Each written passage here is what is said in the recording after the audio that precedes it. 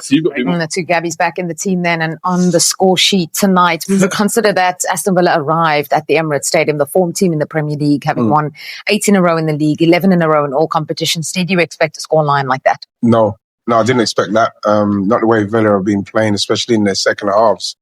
But I do know what Arsenal are capable of, and the chances. We even showed at the start of the game, the chances that are being created, especially by Saka, and they've not been taken. But today was different. I thought the captain, Odegaard, was fantastic.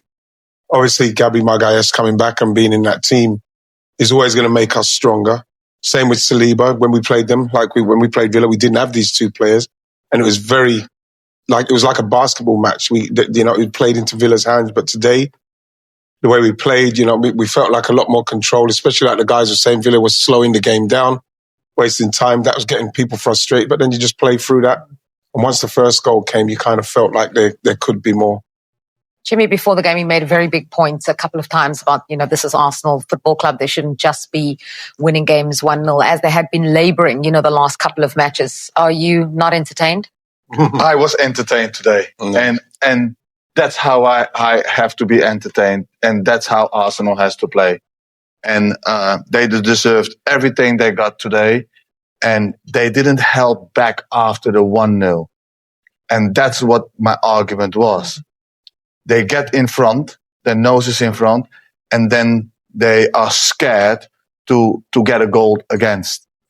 And instead of not thinking about it and just play for the second goal. And then when the second goal comes, play to make the 3-0. Punishing teams off. Don't feel sorry for teams. Punish them off. Go and get yourself another goal. Feel good. Because next match, you still have that feeling, but it starts at 0-0. And when you have got still that feeling of being in that right zone, you go different in matches. And today, they did the opposite that they have been doing before. And that was really good to see. Yeah, and against the Villa side, as we mentioned, was the form team. And also, I think for a lot of people, the fact that they had moved up to third, an opportunity tonight to move level on points with Arsenal with the victory on a ground where they have done well in the last couple of seasons. Just how big of a statement does this feel like from Arsenal for you? Well, it's a massive statement, and it's even more of a statement to Villa, to let Villa see the levels that you probably have to get to. I think Villa will have learned a lot by that because, like you asked me, I wasn't expecting to be 4-1, especially, like I said, the way Villa have been playing. But Arsenal, they are in a good frame of mind. You know what I mean? They haven't been scoring as many goals as they should have, but they have been making chances. And for so long as you're making chances, then, it's up to people to take them. And if you take them, you are more comfortable in the game. Yeah. We've done that today, and that's why we look more comfortable. Hopefully, going forward, we can do the same because I don't want to sit here thinking it's only going to be 1-0 and thinking, are they going to score? Like we've seen in previous games, are we going to give away a goal to like a Wolves or something? So I would love to see them play like this on a weekly basis. It doesn't work like that, especially when you're going for the league. No, you're right. It doesn't always work like that, but it doesn't also always work 1-0 and go in defend. No. Today they 1-0 and they kept on going. They kept on pressing. They kept on playing in Aston Villa's half, and Aston Villa could not come out.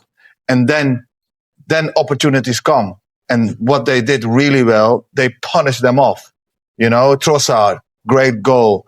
Odegaard, great pass for Subimendi. And Jesus, when he came in, very direct and took his goal really, really well. And at that time, when Jesus scored, there were 6 people of Arsenal players around the box. And that is refreshing to see. Yeah. And that has not been in the past. What has been in the past is their set pieces. And that's how they opened the scoring once again. It was goalless at half-time. And then something just seemed to shift in the second half. And it happened pretty quickly into the second half. Just proof of how important Big Gabby is to this team. Absolutely. And the delivery. Obviously, I think goalkeeper's got to get a lot of criticism on this one from me. For the size of him, he's got a big player in front of him. The ball's in the air for a very long time. I'm thinking he should be punching this. He's trying to catch it over a very tall player, and he just drops it. He drops it on Gabby. Gabby. He needs to go through players, but what Ian is saying, I agree. He needs to punch that ball away. And most goals via corners in the Premier League in a calendar year. Arsenal have 17 in 2025. They've also managed to make that list 3 times, all under Mikel Arteta.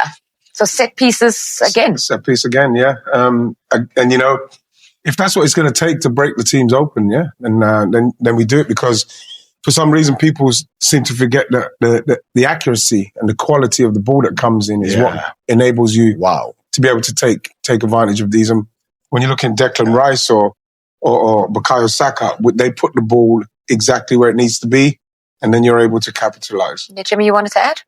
Yeah, that's the most important thing, you know, is the quality of the ball that comes in. And it comes with Arsenal, majority of the time at the right spot. So it always brings the goalkeeper in trouble and with a decision to make. And they've been brilliant at it, Arsenal. Brilliant. Yeah, just under 5 minutes later, that second goal then came. And as you already said, it was something special. The assist from Odegaard, just critical the time. Beautiful goal by 2 really good players. And those are 2 midfielders. Yeah. Those are your 2. One is your sitting midfielder, and one is your number 8. And it's refreshing to see both are in the box, you know. So, very well taken goal. Yeah, Martin Odegaard scored his first goal at the Emirates since February in the last game.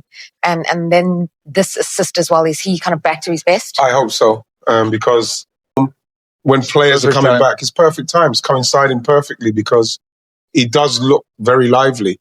He looks like he's ready to go. At that point then, it's 2-0 after that great goal, as you guys have just described now. 2-0 against Aston Villa, and especially this Aston Villa, not really ever comfortable. So they needed whatsoever. You can see it here from the back. He uses Tielemans for points of reference. It's a brilliant goal. Mm-hmm. Yeah. Ian? Well, there's not really too much to add on that with Jimmy, to be honest. I'm quite pleased for someone like Leandro Trossard. He does so well for us. You know, there was talk about him leaving maybe at the start of the season in the summer, with people who are coming, but I'm glad he stayed. You know, he's an excellent player, whether he starts or whether he comes off the bench. And he shows that in important games as well. And I thought that was an important goal, because the way Arsenal have been playing recently, it felt like that finished the game. Because if they scored their Villa, then you're starting to feel like, you know, something, oh no, is it going to happen again? So that finished it. And it was a beautiful finish, like Jimmy said, around the player. Goalie couldn't move. He's on the goalie's side as well. Yeah, it was a couple moments to wait, actually, because there were a couple of VAR checks. And so nervy moments, but eventually it was given. Yeah, it was given because it wasn't offside. You know, they're trying to find ways to disallow goals, especially Arsenal's goal. But like, they couldn't disallow this goal because like it was onside. But like, again, should take away nothing from the finish. That was Trossard's 10th goal this calendar year. He's Arsenal's top goal scorer. That's in the Premier League in 2025. So 10 goals for him. That made it 3-0. There was to come another goal shortly after that as well, to just put a gloss on. If you look, it's almost finished the game. You know, and what I like about this goal is it starts way at the back. They play out with 3-0, and that for me says it all. I love. They were up. Yes, it's 3-0 at the time, and Villa, you could feel that they're spent, but they were committing themselves to try and close out when they had no business trying to.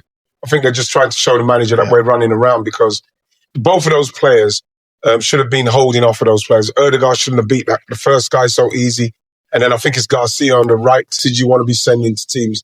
This is why at the start Jimmy was saying, this is Arsenal, this is what you got to do. And to a certain extent, of course he is right. Sometimes you might have to do it 1-0. But if you get the opportunity to do this, then you do it. You'd be very ruthless. Trossard influential as well in that one, getting the assist, so a goal and an assist for him on the night. Gabriel Jesus scoring just 55 seconds after coming on, so with one of his first touches. And again, his first goal in the Premier League for Arsenal since New Year's Day against Brentford. So a long time to wait for the goal. It was very, very tight in the first 45 minutes. We had to wait a long time for a goal. It came in the second half. And these are the stats in comparison, 7 shots for Arsenal, 3 for Aston Villa, just 1 on target, no shots on target for Aston Villa. Then in the first 45, Arsenal had 6 shots on target and scored from 4 of those. Aston Villa had 3 shots on target in the second half and scored from 1 of those. Birthday boy Ollie Watkins with the goal at the end. It shows, I guess, Jimmy, the dominance of Arsenal in the second half. Yeah, and look, with all due respect to Aston Villa, they have done exceptionally well in the first half as well. Their previous matches, but when it comes to the nut of it, this game, first half, yeah, quite level, but then the moment that Arsenal puts a notch on it, Villa couldn't handle Arsenal, and that's just the difference of the caliber of players that Arsenal has, and at the end, Arsenal was way too good for Aston Villa. Yeah, Aston Villa had 8 shots in the second half, as we showed you. 6 of those came in the final couple of minutes. A dominant display from the Gunners in a 4-1 win as they beat Aston Villa to make a huge statement in the title race. Mikel Arteta was left celebrating at the end. We'll get his reactions when we return. Stay with us.